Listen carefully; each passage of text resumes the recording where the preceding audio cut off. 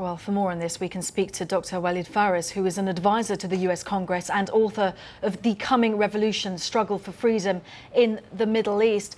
The 48-hour deadline now suggested by the Free Syrian Army, do you think that President Assad will adhere to this at all? Absolutely not. President Assad could have adhered not just to previous ceasefires called by the opposition, but by the Security Council, by his own allies, i.e. the Russians and the Iranians at some point. I think the President Assad and his regime are in a deadlock confrontation with the opposition, including the Syrian Free Army. They know that at this point in time, if they withdraw the armed forces from the streets, from the cities, the Free Syrian Army and the opposition are going to simply advance and take over. So it is very difficult for the regime at this point in time to stop and withdraw from the streets. So what, in your opinion, is the solution? Because it's obvious that they're not adhering to any ceasefire. Even with UN monitors there, the violence is getting worse. What would you advise then?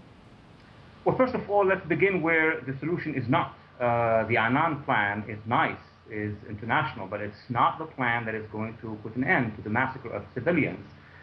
What could have helped in the beginning, the first 3 to 6 months of the crisis, would have been a massive international intervention. At that time, Russians and Chinese and others were not, that inclined to fight the fight at the Security Council. Now, in 2012, we all know, here in America, we have an election, a very tough election. It would be very difficult for any U.S. sitting president to order a military campaign in the middle of the election. So before November, I don't see, unless a major change inside Syria, meaning a breaking down of the army, I don't see any international initiatives that could bring down Assad. But I see international initiatives if we have cohesion in the international community to at least push back against the regime.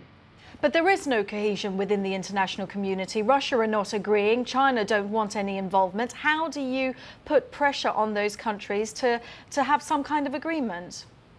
That's a great question. Let's look at the previous model in Libya. When did Russia and China and those who really did not want to see a NATO intervention in Libya happen change their mind and allowed at some point in time a resolution at the United Nations under Chapter 7 allowing the use of force? It was when there was an entire piece of Libya that fell into the hands of the rebels, the Benghazi enclave. When that happened, then the Russians agreed to some sort of intervention. This is not happening in Syria. And the reason for why this is not happening in Syria is because the United States, its allies, Turkey, and the other Arab countries do understand that any escalation against the Syrian regime, as your reporter has mentioned, means that Iran, that many in Iraq, that Hezbollah in Lebanon will engage that force. And that would create the regional crisis that your reporter was talking about. OK, Dr. Walid Phares, advisor to the US Congress. Good to talk to you. Thanks for sharing your thoughts.